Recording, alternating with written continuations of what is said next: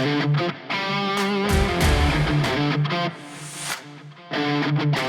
welcome everyone to another episode of the Jonathan Project Podcast, where iron is sharpening iron, and we help men navigate the complex world around them by taking the biblical example of Jonathan and his good friend David and future king as the inspiration for this show. If you want me and Jason to come out to a men's event that you're having, please reach out to us at thejonathanprojectpodcast at gmail.com. Again, thejonathanprojectpodcast at gmail.com. We also have a free men's devotional. That's right, 28 days of free goodness that can help you build your relationship with God and those around you. We'll have all that information and our links. Jason, welcome to another episode of the Jonathan Project Podcast with me, man. How are you doing today? Hey, brother. Welcome. For everybody out there that doesn't realize this, my man here has been up since 6 a.m. after getting in bed at 2 a.m. That's for right. some quality 4-hour sleep. That's right. Greatly appreciate you, returning from vacation and being steadfast for the kingdom.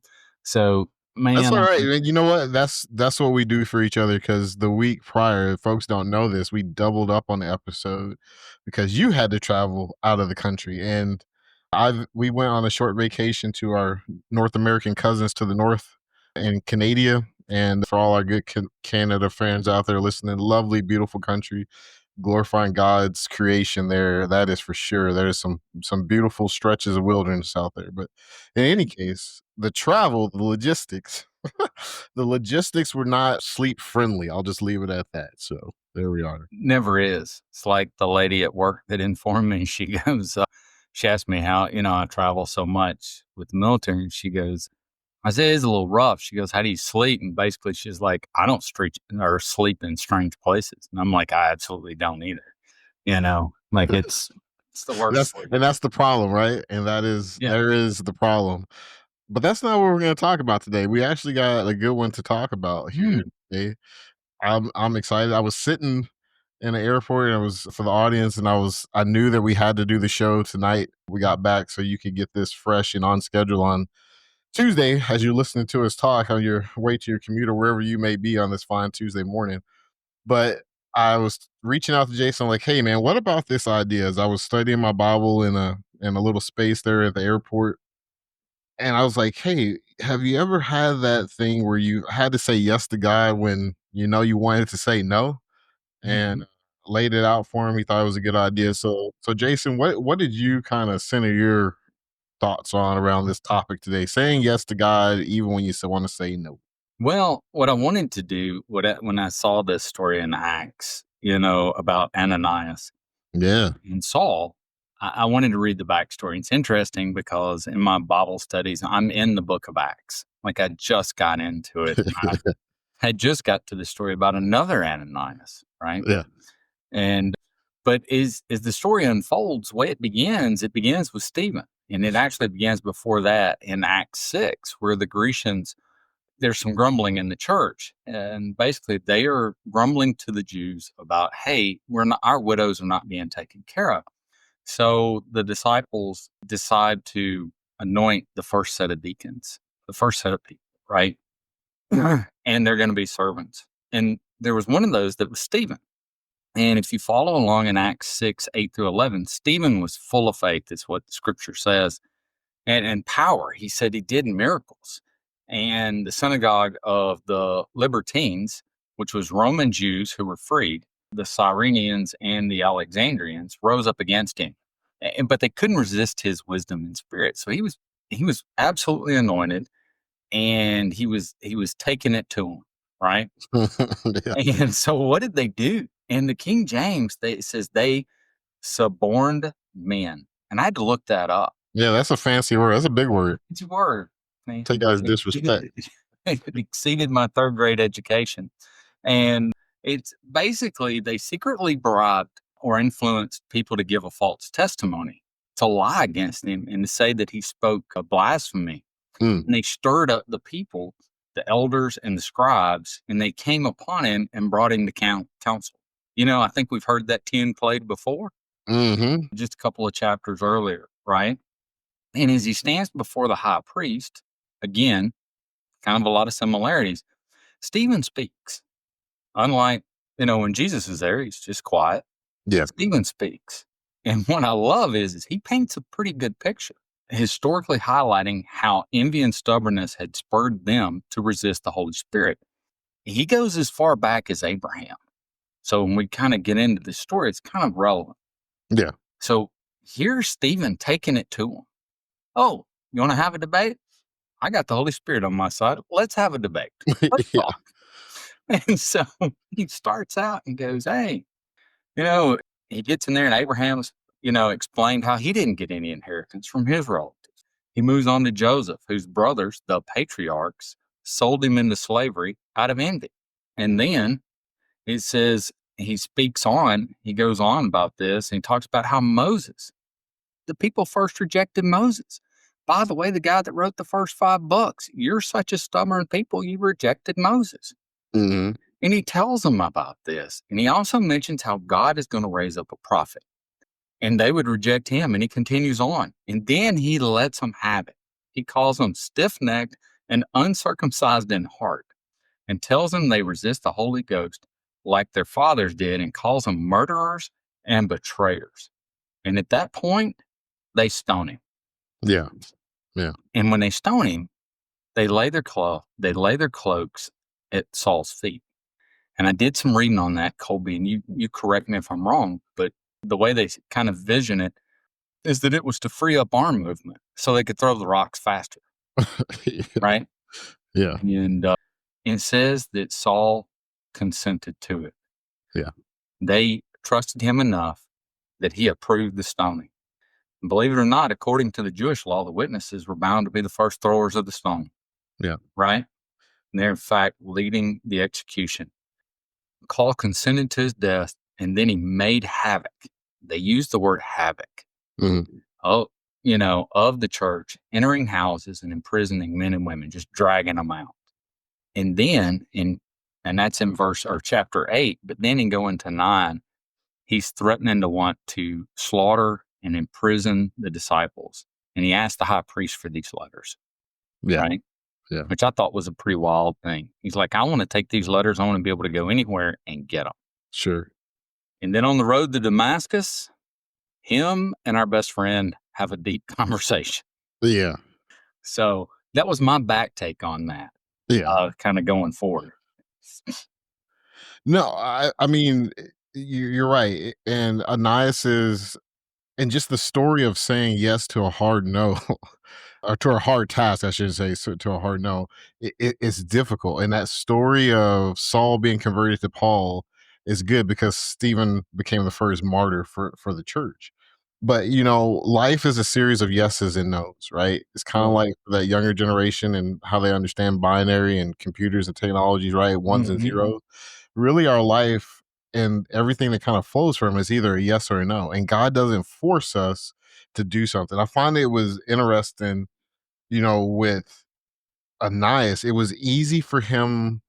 And I think a lot of us could stand behind when he got the call to say, hey, I want you to go over here to what I think is the only name, we were talking about this earlier, the only named street in the Bible, which I found was kind of just a good biblical trivia thing out there for all you Bible nerds like me or Jason. Tell me if we're wrong, send us an email. But yeah, the only name street. So it's very specific, it's very detailed, and it's a yes or a no, right? Like, hey, I want you to go over here and talk to this. And Ananias is kind of like, well, it's like, who? This Saul. That's the guy that, jacked up Stephen. That's the guy that has everyone scrambling out of Jerusalem. The easy way isn't always the right way, right? If he would have said no, could we look at him and fault him? No. I mean, who wants to help Saul at that time, right? If you're a follower of the way, as they call it, or a Christian, as we call it now, God is calling us to say yes, even when it's uncomfortable. I think about Luke 9:23. Whoever wants to be my disciple must deny themselves and take up their cross daily and follow me. It is not going to be easy, ladies and gentlemen, at times to follow Jesus Christ. It's just not. It's the reason why it's called the narrow path. It is a very difficult thing. And I think sometimes people get sung this sweet song and the by and by is going to be so easy. Yeah, it's going to be easy in heaven. Everything before that is sometimes it's just a slap in the face, and it's going to be so easy. Yeah. Well, and that's the thing is it comes up to Ananias. So Paul's on that road, right? Yeah. And he gets met by Jesus. And Yeah. and you know, Jesus basically says, "Why do you persecute me?" And he says, "I'm Jesus, thou persecute. It's hard for thee to kick against the pricks." As we've all stepped on some things in our life, thorns and stuff, that's pretty painful. Yeah. And but it, Legos from kids, that equals 2. yeah, yeah. And he says, and I love Saul's response because this is a big say yes too. Yeah. Saul goes in verse 9 or chapter 9, verse 6. He goes, "What will you have me to do, Lord?" That's his only question. What do you got me to, what I got it. What do you need me to do? Yeah. Right? He had a complete rebooting. And of course he's blind and he goes there. And then I love another so there's Saul. Man, he's been persecuting people. He has to know that people are going to club him if they catch him, Yeah. right? He's got to be, if it wasn't Christianity, let's be candid. If people looked at him and says, "Wait a second, you are responsible for Stephen's death, Yeah. I wouldn't put you out if you were on fire in front of me with a set of wet chains." A lot of people would go, "Yeah, that's kind of true. I kind of align with that," but that's not what God calls him to do. Yeah. Saul gets told, "Hey, man, you're going to go here to Straight Street," which apparently I mean, obviously the Bible calls it out, Yeah, yeah. implies it. It's a real street. But then he tells Ananias to go. And Ananias is like, Mm. Lord, I've heard about this guy. No, he's almost like, "Are you sure?" Yeah. No, and, which is pretty brave of Yeah. Ananias. But Yeah. he tells him, says, "You're going to go." And I love that because he goes, he says yes. Yeah. And when he gets there, he tells him, he greets him. He's like, "Brother." He calls him brother, which is Yeah. super important, right? Yeah. Like he didn't say, "Hey man, I don't," takes his sucker punch in when Saul's not looking and says, "That's somebody else, but I'm here to help you now." Yeah. Yeah. You know? He didn't get his lick in. No. You're right, Jason, and I think God's call to him to go to his enemy. I think that maybe we haven't had something as bold as that in our own lives, but I think a lot of us can relate to, hey, you have that little prompt, that little thing like, hey, you should go and forgive so and so. You should make the first move, right? That could be with a spouse, it could be with a child, it could be with a coworker, or you've been tempted with something like, hey, you could cook the books a little bit if you have a business. You could take a little bit, you could deny something on your taxes, right? No one's going to know, but you've done the right thing, even though it was going to cost you a little bit. We've all faced those challenges, but God's hardest asks often lead to those biggest breakthroughs in your faith, if you really think about it. And the interesting thing to me, and I love finding these little stories that we bring forward for the audience, from time to time. Ananias is a blink in biblical history. If you Yeah. think about it, he had this awesome task, really overshadowed by Paul, who goes on to write, I think, a good quarter of the New Testament, and he played a part in that. All right, but it kind of like Joseph in the story of Jesus, right? Like, hey, he's there. We kind of tell little stories and clap for him a little bit, and the Christmas play, and then it's like, okay, get out, you know. But it's a powerful lesson for us as men, and this is what I mean, making a little lighthearted of it is you never know the eternal ramifications of being obedient. Yeah. Either one story from the Old Testament or the New Testament, both of these, Ananias and Joseph. Joseph, right? He plays such a part in rearing Jesus, though we get snippets of it. But what an eternal impact. And we've talked about that in previous episodes. I can listen to us talking about a father's role, even if you're not getting the applause kind of a thing. But and then Ananias, same thing. Like if he would have said no, we know the Bible well, and most people who are listening understand this. God will find a way to get his will done. You don't have to be used. That's okay. I'll still get it done, Haas. But Ananias stepped up to the plate. And what he can take away from that is what? Like, hey, I set the missionary Saul, who got converted to be Paul, on his way. I was the vessel through which God could be used. And for eternity, Mhm. that has ramifications. So think about what Ananias was told. And by the way, I got a couple of points, but the first one is in the book earlier in the book of Acts, there's another Ananias, and him and Cephallias, I think is her name. Yeah. They basically were getting ready to sell some land and lied about it and wanted credit for it, and they dropped dead. Mhm. By the way, Saul is at this guy's house by the name of Judas, right? Mm, We know of another Judas. mhm. But yet in this one, they go from being bad names and representing bad stories to good names, right? Like Yes. Jesus is in the business of redemption. Oh, yeah. Just a free little thought there. Mhm. But as God tells Ananias, he says, "Go thy way." This is in verse 15. "For he is a chosen vessel unto me, and to bear my name among before the Gentiles and kings and the children of Israel." The Gentiles was literally thought of as the fuel for hell, right? Yeah. They just were. They Yeah. weren't the chosen people. Yeah. And kings, that's plural, so that means more than one, right? Yes, sir. So he's like, "This is what I want." And Ananias, it says, went his way and entered into the house, and putting his hands on him, he calls him brother Saul. I think that's really important. When we talk about forgiveness, when we talk about getting past it.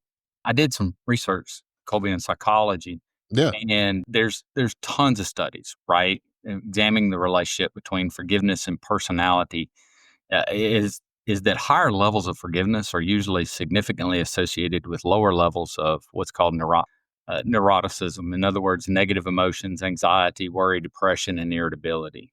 Mhm. And when you have that, and you react more to stress, and you have lower emotional stability, and you're more prone to self-doubt, right? But you find that people who take an active step in forgiveness have higher life satisfaction. They had another 2016 study that concluded a real statistical significance that self-forgiveness, forgiving of self, right? Which Jesus says, "I'm going to wash your sins away," which I think we hold on to our sins more than anybody. When you really come in contact with Jesus Christ and you get that real good glimpse of who you are, Mhm. right? Like, man, I'm lost. I'm not going to make it without you. I can't get into heaven. I know who I am. I'm not a good person. Yeah. If Yeah. we hold on to it. But even when we do that, it helps lower our anxiety. So that's putting our faith in Jesus. And I had another there was plenty more, but another 2015 was basically like applying forgiveness. It had better mental health. Well, here's Ananias. Man, he had every right to take a detour and go get a sandwich. Uh, nobody would have blamed him, you know? No. No. But He no, sorry, go ahead. no, but and then you're right, like, that's God's vessel, Mhm. and you look at what Saul did, Mhm. going forward. So, go ahead, bro. No, no, I was gonna say, I was just gonna build off of something you said is talking about Ananias and how, he was willing to be used by the Lord, right? And I think that's a good lesson for us as men, right? It's amazing in Acts 9 and 12, God told now Paul, right, that Ananias was coming before Ananias was told. And what I took out of that, which was it kind of hit me, like I've read this before, but it really hit me in that part of the story is that God already knew through his sovereignty that he was going to say yes. But what I take away from that is it's not this magical thing. It is Ananias probably, I'm willing to bet, lived a life of obedience, right? He was the kind of man, he had the kind of integrities like that God knew he could call on him and say, "Hey, this guy's gonna get the job done." And that's what we need to do in all aspects of our lives as men, right? Whether you're having a business, whether you're in a relationship, whatever it is, you have to have that integrity when no one's watching. You can still be set up and be used, and it's going to count in a way that's mighty for the kingdom, right? Are you being faithful in the small things? Mm, Because Ananias was able to be used for something big, but I guarantee you he had a daily prayer life.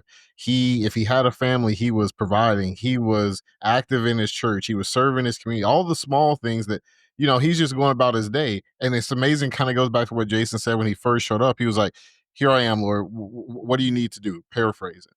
The other big thing that I really want to draw upon is his obedience wasn't about the spotlight, right? And especially for us in the modern world where you got Instagrams and likes and followers and people are making whole livings out of that of being seen. what you often find in the Bible and in the kingdom, if that's what you're looking for, God will give that to you, but that's all you're gonna get. And Ananias strikes us as a man. He didn't ask, okay, well, you want me to go talk to Saul? What am I getting out of that? Because I don't want to get whacked upside the head. Like, he didn't go there. Yeah. He kept it about the kingdom. And that's an important point. Like, serving the Lord is not always going to be glorious. You're not always going to get the applause of your fellow peers, but you're getting the applause of heaven, which should carry the day. You said something earlier today when we were talking about Ananias showing up at, Judas's residence there for Yeah. Saul, and you're like, I probably would have carried a knife or something, Yeah. just in case. This might be a setup. Like, I don't know, Lord, maybe I got the wrong address, Yeah.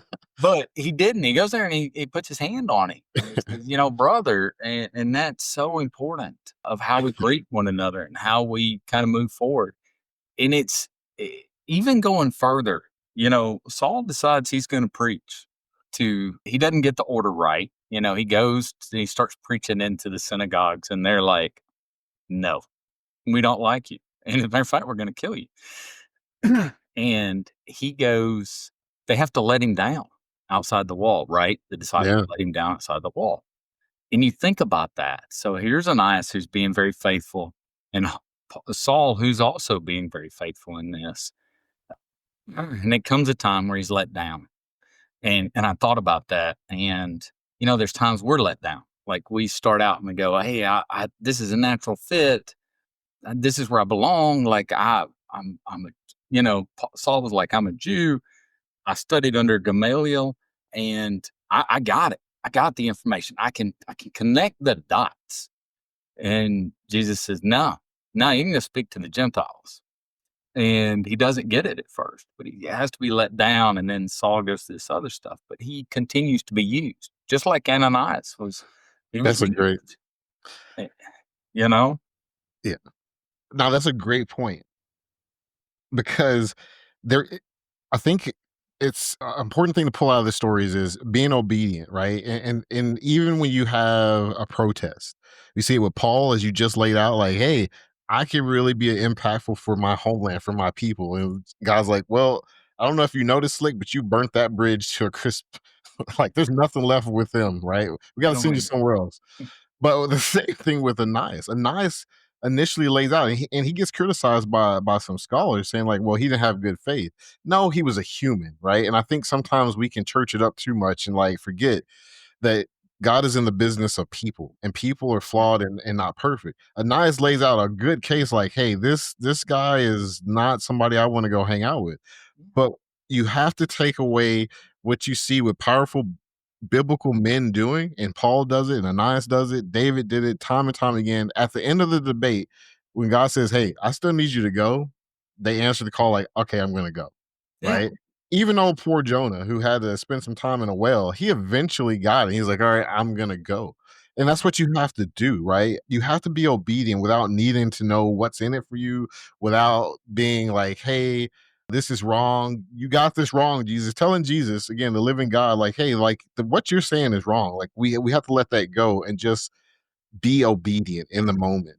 I had a sergeant major one time. We were in Iraq, and I've known this guy for a long time as I was a team sergeant, right? And he goes, we were kind of talking. We'd met up at Mosul. That's where he was. And I was kind of coming in and relocating. And he goes, look, I've known you for a long time.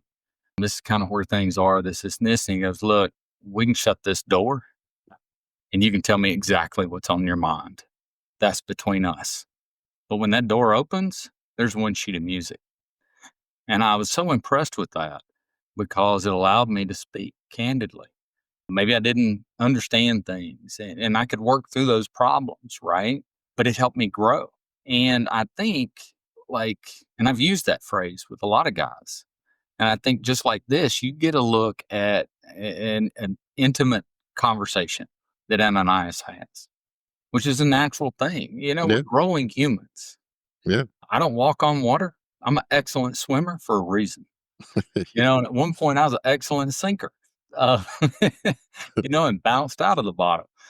But I think, as we get asked by God to do things, it's okay to talk. Like my kids, if I ask them to do something, it's okay.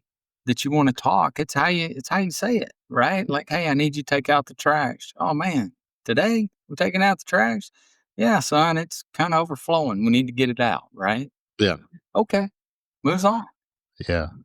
No, that's a great point, Jason, being able to express your heart, and I think there's a couple good examples that come to mind out of the Bible, and it's funny, it's a good transition to this into this part of my notes was is that Abraham said yes and left everything for a promise, Mhm. Genesis 12. Noah said yes, and there's a whole interesting we have so many conversations about Mr. Noah and the faith and just the mental strength that he had. I'll be honest, to give Noah some praise right here is I don't know any other biblical character that had to have stronger mental Mhm. fortitude than Noah because there's a lot of conversations just from a human aspect that he had to constantly say yes to God for, and Yeah. I can't imagine the man, the myth, the legend, the person that we worship all the time, Jesus Christ.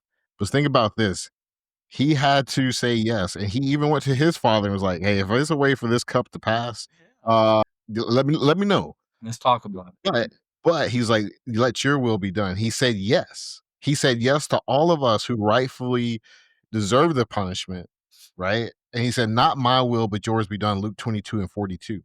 I say all of that to say there is a deep, abiding payoff for your own personal growth, for your family's health, for your everything that you're doing to being obedient to God, right? He's not looking for perfect men. He's not, guys, because none of us are. I can tell you, I've screwed up more times in relationships with my family, with friends, than I can shake a stick at. But he is looking for someone that's available, you're confident, and you're faithful. Like my good buddy shirt he has on, and we have the links. What should men do? You got to be steadfast, loyal, faithful, stand up, be strong, and be men, right? I'm paraphrasing, but that's what Jesus is looking for, and I would just encourage you, there's hard things that you've been called to do. I guarantee it. I know it. Reconciling a relationship, giving up a hidden sin, addictions, Mhm. right? Saying yes to serving, right? Helping out, saying no to comfort. All those things are out there and you have to find a way to do it. And, yeah, step up to the plate. What if you're the guy that meets and helps the next Saul?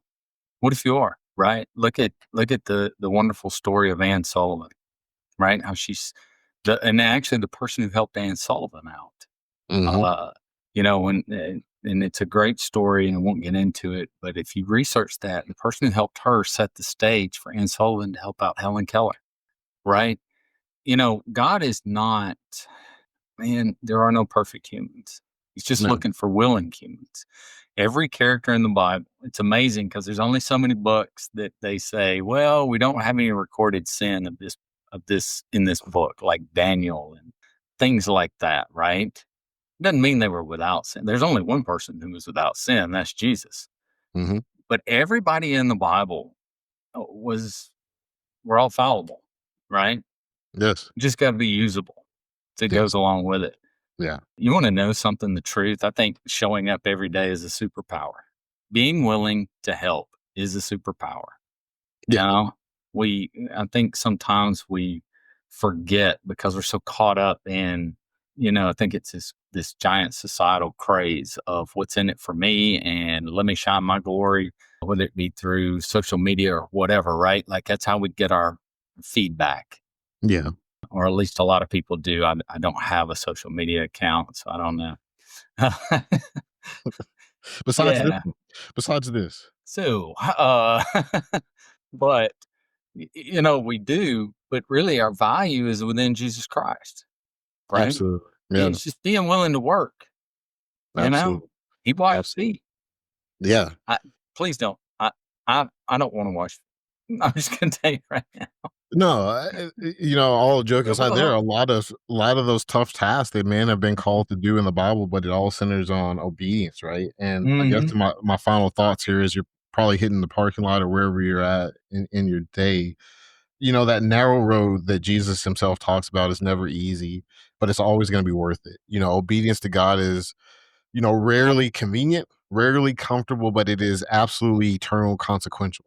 It can change families and generations. You never know when you, as a man, stand up and demonstrate following Jesus Christ, what they can do for your children and what those children can go on and lead someone to do. I think it's hard for us to see men, women, whoever right now on the eternal impact that we're having, and it can dissuade you sometimes. But I think one of the greatest things and coolest things are going to be when we get to heaven, you're going to bump into people like, hey, man, read your devotional. It's free. And I was glad that it was free because I was able to get it, and that helped me. And then it helped this person. You don't know, right? And it can be really hard in a place where everyone wants to be known and seen, but in the kingdom, you're going to be anonymous, man. There's a lot of secret agents out there as far as doing great things, but God is not looking for a spotlight beyond anything beyond his own glory, and that's okay.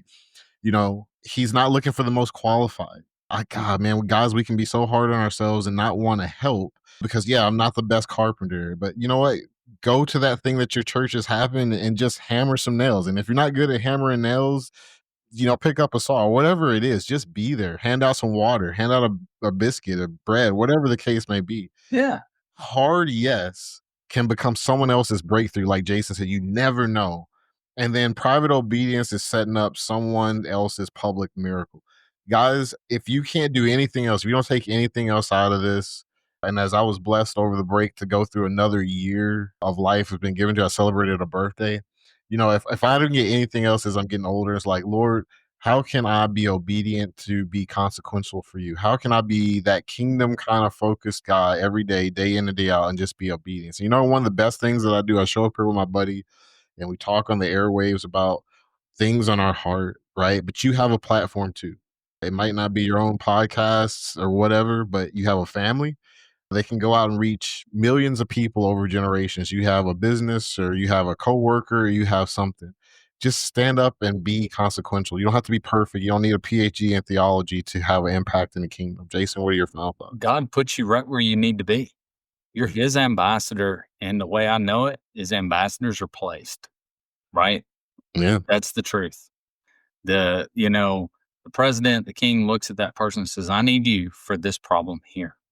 And so that's where you are. And don't be fooled by a lie of Satan saying, well, I don't know my Bible well enough. I go back to the stories in the book of John and in where the guy was healed who was born blind. All he testified to was, hey, I was blind, now I see. Yeah, He that was was a talking good one. about what he knew. Yeah. Then you fast forward it in the book of Acts, they got this guy that was born lame that was 40 years old, and he's jumping up and down. And he goes, and they're asking him, he goes, I can walk. How about that? Not only could he walk, he could jump. Yeah. And talk about what you know. It's a personal relationship, right? Salvation is personal. That's what Jesus did for me. I don't get into the debates of, does Adam have a belly button? Was a dinosaur on the ark? I don't know. I don't know. Yeah. I don't know. Speak personally and show up. I love it. I love Say it. yes. Say yes. Well, folks, that's another great episode of the Jonathan Project Podcast. If you enjoyed this episode and all the other episodes you heard, and you're like, hey, I would love to have these guys come out, spend some time with me, my men's group, my business function, whatever the case may be, please reach out to us at the Jonathan Project Podcast at gmail.com. Again, the Jonathan Project Podcast at gmail.com. If you need prayer, you're looking for resources, please again reach out to us at the Jonathan Project Podcast at gmail.com. This episode and every episode comes out on Tuesday mornings at 6 a.m. Eastern, wherever you may be on the planet at 6 a.m. Eastern on Tuesdays. This episode will be out Spotify, Apple, iHeartRadio, Amazon Music, Apple, you name it, you can find us there. So please subscribe, follow us, keep us in your prayers. Jason, again, brother, it's so good seeing you, even though I am running on vapors and fumes at this point. I know you are. Go get some rest, man. Go get I some rest. will. I will. Take care. All right, bye.